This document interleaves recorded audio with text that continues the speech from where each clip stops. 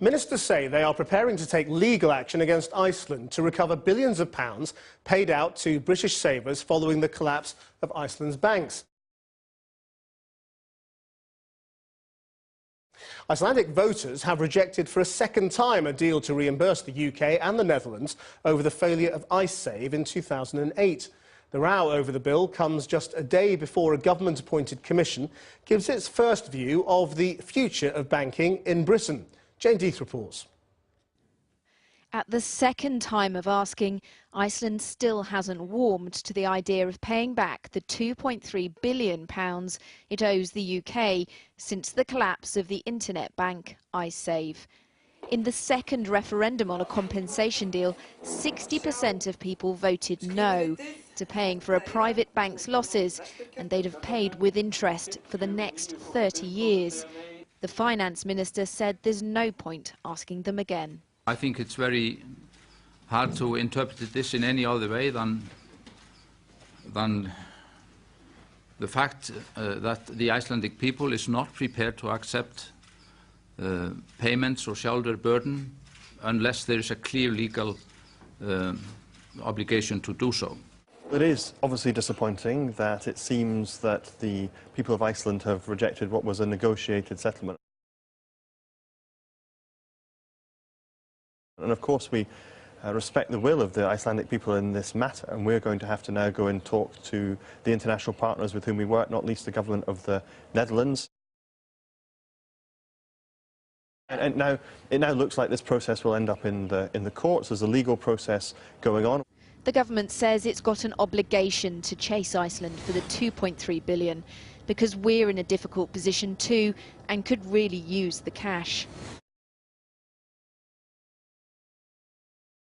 Ursula Jonsson to pick up the pieces, and you're listening to Business Daily from the BBC in Reykjavik in Iceland. The anger of the Icelandic people has global ramifications, particularly as Greece and Ireland contemplate swingeing cuts in public spending. The Icelandic MP Birgitta Jónsdóttir says a signal is being sent. I think this referendum is a very strong statement from the general public in Iceland saying we refuse to take socialise private debt.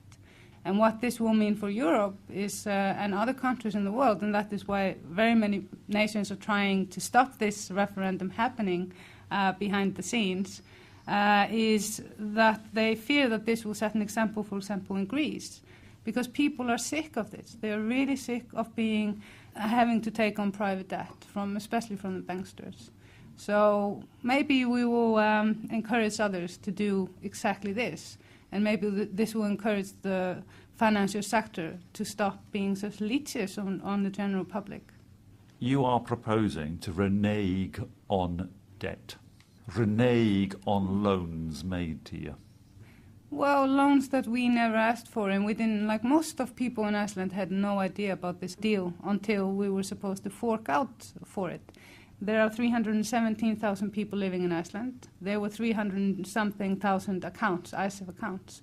Each person in Iceland is responsible for 21,000 euros. Okay, we might not pay it directly, but we will pay it by like 80,000 Icelanders will pay their income tax on only the interest of this loan that we never asked for. And for me, representing the nation here in Parliament, this is completely unacceptable. But wasn't the time to say that before the great crash? Wasn't the time to say... A lot of people tried to say that. But the point is that those banks thrived, seemed to be thriving. It was all on borrowed money, but they seemed to be thriving in a financial system which should have underwritten them. Well, and the time to say we can't underwrite these banks was then, not now. Well, people did say that. Most of the media was owned by the oligarchs that owned the banks. The banks were only privatized 5 years prior to the crash. In 5 years, the Independence Party ruling the Icelandic country... Elected by the Icelandic people. Not all Icelandic people.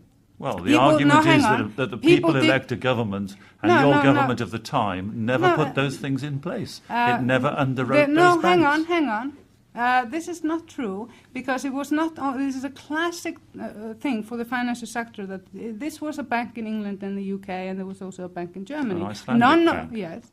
Why did none of these countries stop these banks going into their territory? The home government, an elected government here in Reykjavik, in this building, was thought to be responsible for its own banks. Of course it is partially responsible. That's why we take so one you third pay the of money. no, we take 1/3 of the risk with this, and then the UK and the Dutch, they take the rest of the risk because their own legislation failed as well. Why should we carry their baggage? I'm trying to understand the anger here, and I'm quite surprised by Well, that. the anger is very simple. I don't mean with you, Yeah. but I mean other people. No. It's quite simple. The UK government put terrorist act on Icelanders while we're down. That is where the anger To freeze comes from. funds. To freeze funds, but they put us on their website, side by side to Al-Qaeda, side by side to Zimbabwe. We were there on that website with all the main terrorist states in the world. And this not only, they only froze the assets of Landsbanki, however, what it did, it stopped all credit lines to Iceland. We were facing not getting food, not getting medication, forced into an IMF program. They were experimenting. We're a small country. However, don't forget, we're the first country that this brutal force is used on. This is economic warfare. Birgitte Jonsdottir.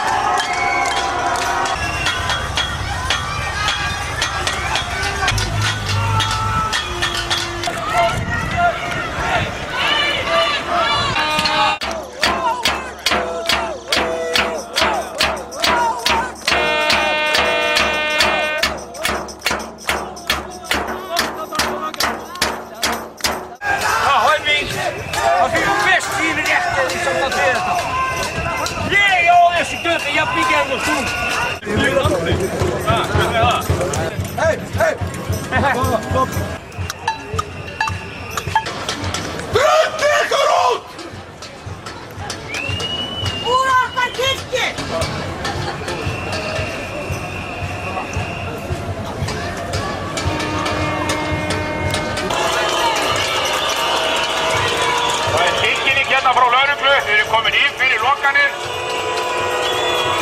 og ef við komum nær, ef einhverju koma hérna nær, þá lögreglan tilbúin að beita hittorð og táragasi og kylfum með áþarf að halda. Lögreglumenn tilbúin með brúsana.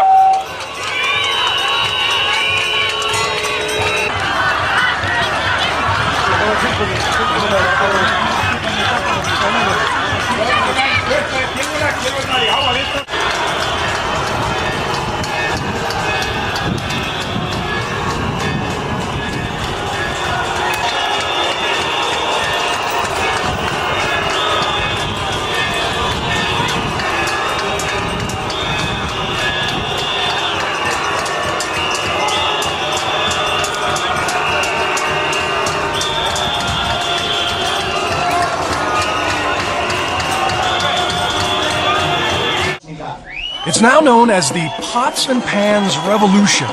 No injuries, few arrests, and instead of blood, streets ran with thrown food. But it was enough to force special elections. The Prime Minister replaced, and 2 protesters were voted into Parliament. You got it all. Yeah. Now you are a member of Parliament. Yes, I am. That's amazing. So from out here to in there in the space of a few months. Yeah. My name is Harður Torfason. Don't ever give up. Don't ever give up hope. Don't give up. I'm sure it's going to take time, but we are with you in our hearts.